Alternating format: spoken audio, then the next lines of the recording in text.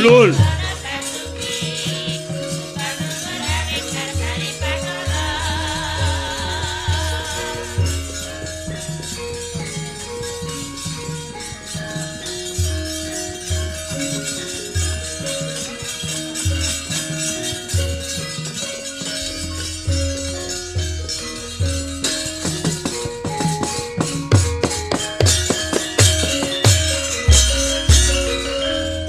Teteknya kong ngaluhur dasar gagah warnanipun Kanjeng Sri Narapati Raja kang ngabala ratu Kuntapota maning katon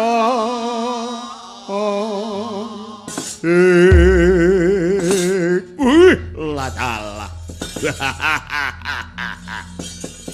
Lulun amit pasang kaliman tabih sinabet ing luduni dumawing tawang-tawang linepat ning tulasari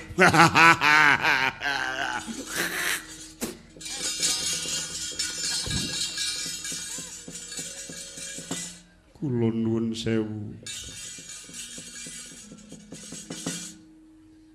ingkang wonten mriki sedaya mboten sami ngidu sak nggon-nggon. Nyuwun pangapunten. Wah, kula lapani. Wah. Syaratan betan saking griya nggih ngaten niku.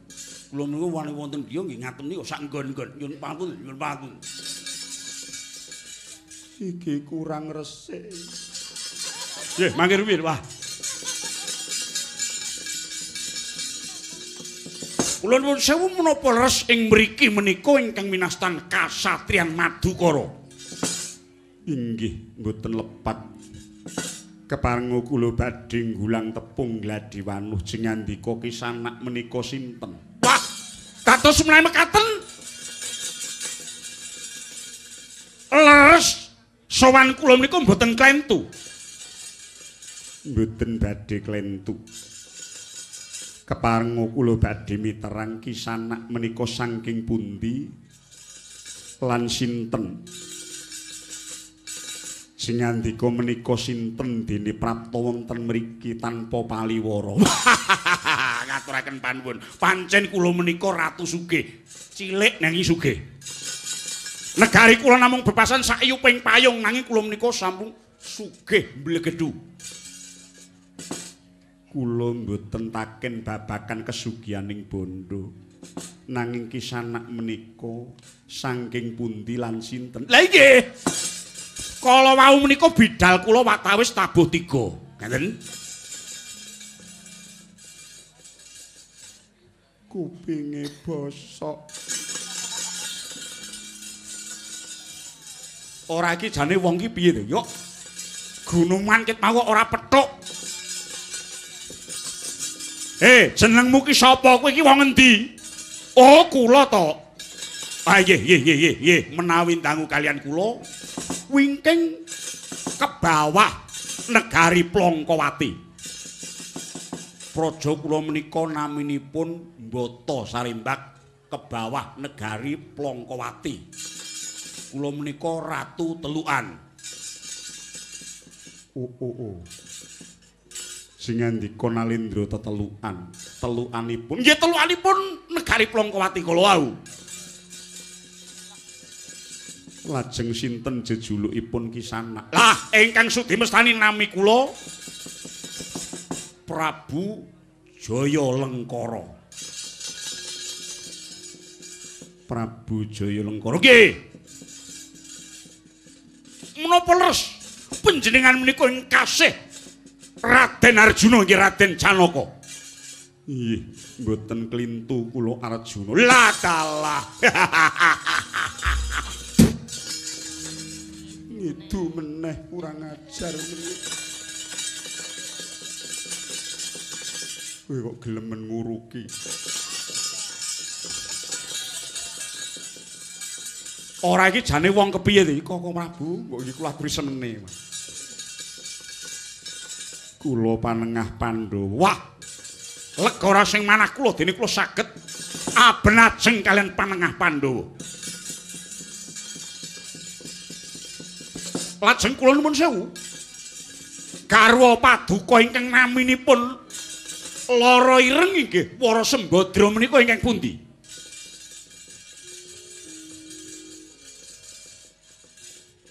Ora susah dikandhani. Kok nakokke aku barang.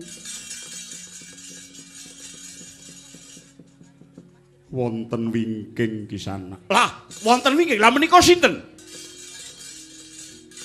Menika mbok kula. Loh. Kok kacekipun kok mboten tebih? Ora kan ditakoni wae karepe apa? Wong kok ora nganggo tata krama. Wonten menapa kisana? Nggih, bersajan kemawon. Kula menika dipun utus kalian Gusti kula Prabu Jayamurcita. Dipun kengken menapa ngaturaken awala. Pundi layangipun? Monggo laturaken. Bumi goncang kanjeng langit. Lap-lap katon lir kincang alis. Risang mawe gandrung. Sabarang katulu ukir moyak mayek.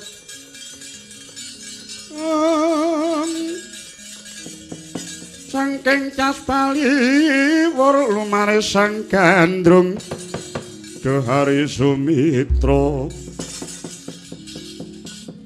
panaya paran rek kabeh sining mono.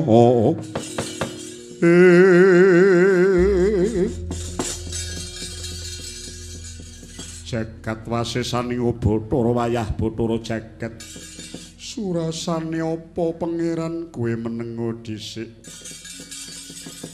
Koko Prabu kados pundi lelampan kula menika? Ana apa Yayi Arjuna? Apa Dimas Permadi? Janaka napa Yai? Katone Si Adi bareng nampa layang banjur gathuk wimbamu. Waleh-waleh menapa duh Koko Prabu? Kintaka ingkang dipun tandha astani dening Nalindra Plangkawati Prabu Jayamurcita. Piyambakipun nyuwun Wara Sembadra badhe jinatu krama. Menawi kula mboten ngulungaken kasatriyan Madukara badhe linuruk ing ladu batang pinurih dados sing rerempon. Iblis lanet dudu karepe dhewe. Rayoli binantang menungsa ora tata. Wah!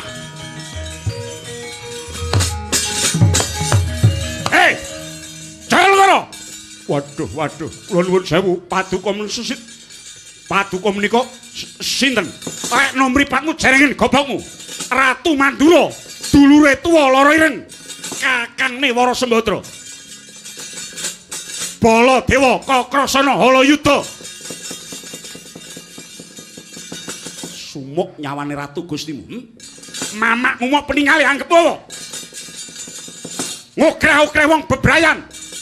Kena njaluk Wara Sembadra, kena ngrabi Lara Ireng nanging nglangkai batangi dulure tuwa. Waduh.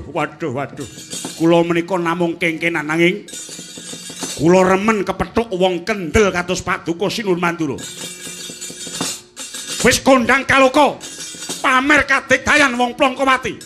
Ora melek mripate yen to Lara Ireng wis dadi bojone Permadi. Njaluk ora dawa umure. Ayo. Baliya kandha ratu Gustimu. Kon boyong Wara Sembadra nanging kon juwing-juwing batangi Ratu Mandura. Kula aturi pados papan ingkang jembar mboten sisah Gusti kula. Kula kemawon ingkang badhe mbayar pitukane. Iblis anak ora minggat ilang nyawamu parat. Rayoli binantang dudu karepe dhewe. Manuk semaning jajal anak.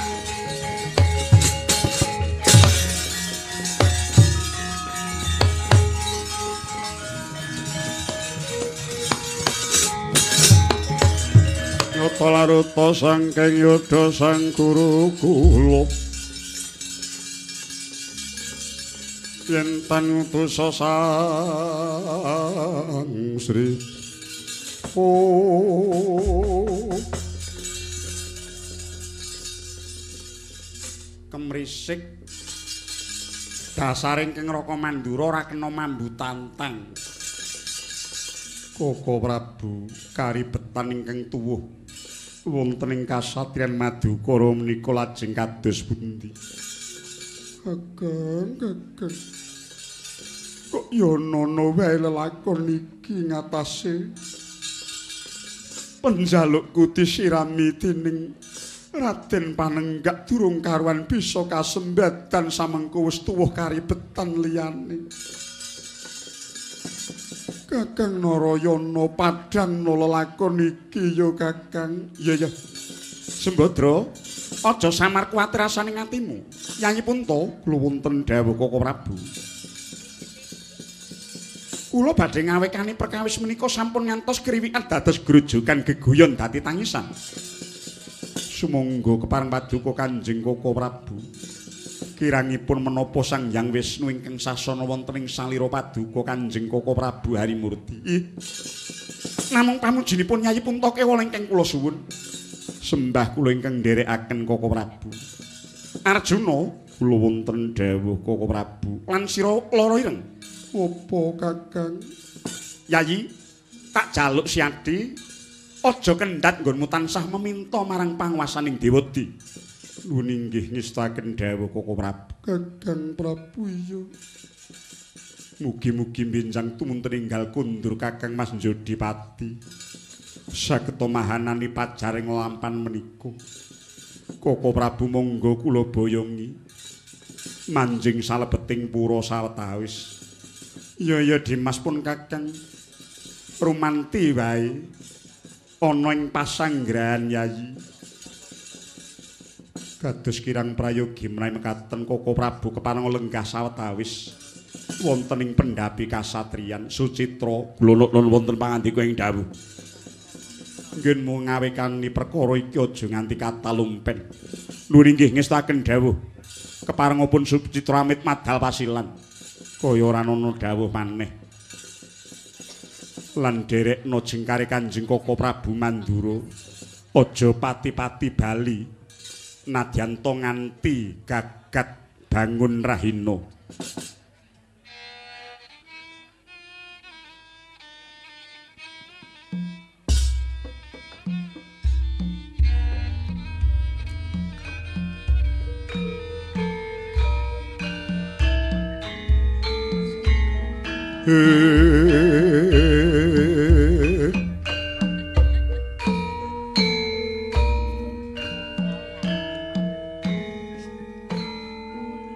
Tan samara pamoring suksma